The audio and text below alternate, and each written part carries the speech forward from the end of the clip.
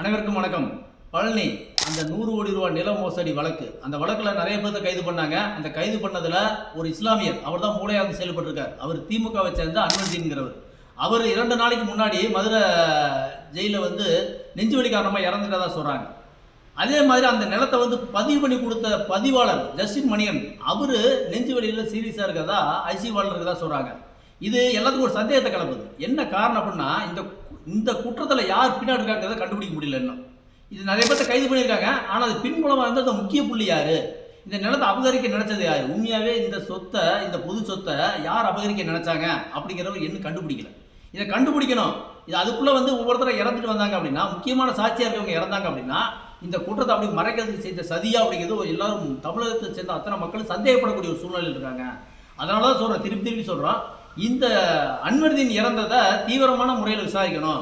அன்வர்தீன் இறந்தது அது உண்மையாகவே நெஞ்சுவலியில் இறந்தாரா, இல்லை அந்த குற்றத்தை மறைக்கிறதுக்காக யாராவது அவரை கொலை செய்யறதுக்கான வாய்ப்பு இருக்கா அப்படிங்கிறத கண்டுபிடிக்கணும். இது இந்து முன்னணி தெளிவாக சொல்லுது. ஆரம்பத்தில் இந்த வழக்கு சிபிஐக்கு மாற்றுங்கன்னு சொல்லுது.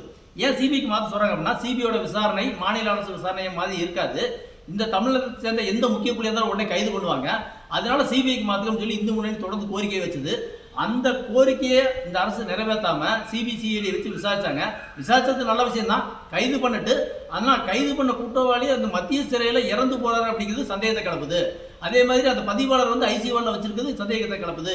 இதுக்கு முன்னாடி ஜாபர் சாதிக்கு ஒருத்தர் முக்கிய சாட்சியாக இருந்தவர் இறந்து போனார். அது மிகப்பெரிய தமிழ்நாட்டிலே தெரிஞ்ச விஷயம். இந்த மாதிரியான விஷயங்களை வச்சு தான் நாம் இந்து முன்னாடி சொல்கிறோம், இந்த குற்றத்தை பொறுத்த வரைக்கும், முக்கிய குற்றவாளி கண்டுபிடிக்கிற வரைக்கும் இந்த வழக்கை மேல் விசாரணை கொண்டு போய் நல்ல முறையில் பண்ணணும். இவர் இறப்பை உடனடியாக மேல் விசாரணை கொண்டு போய் இது உண்மையாகவே நெஞ்சுவலியில் இறந்தாரா, இல்லை அவர் ஏதாவது வேற விதமாக இறந்தாராங்கிறத கண்டுபிடிக்கணும் அப்படிங்கிறது இந்து முன்னணி கேட்குது. இன்னொரு விஷயம் என்ன தெரியுங்களா, சிவன் சொத்து குலநாசம். இந்த சிவன் சொத்தை யாரெல்லாம் எடுக்கணும்னு நினைச்சாங்களோ அவங்கெல்லாம் கண்டிப்பாக இறந்து போவாங்க. அதுக்கு உதாரணம் தான் 1998 இந்த இடத்த பதிஞ்சு கொடுத்தவர் அகால மரணம் அடைஞ்சார். இதை வாங்கிட்டு போனவர் அகால மரணம் அடைஞ்சார். இதுக்கு மீடியாட்டிலிருந்து செயல்பட்டவர் ஆக்சிடென்ட் ஆகி ரோட்ல பீஸாகி செத்தார். இன்னைக்கு இதுக்கு மூளையாந்து செயல்பட்ட இஸ்லாமியர் அன்வர்தீன்கிறவர் செத்து போயிட்டார். இது இன்னொருத்தர் பதிஞ்சு கொடுத்தவர் ஆஸ்பத்திரியில் இருக்காரு. நல்லா புரிஞ்சுக்குங்க, சிவன் சொத்து குலநாசம், அதை நாம மறக்கக்கூடாது.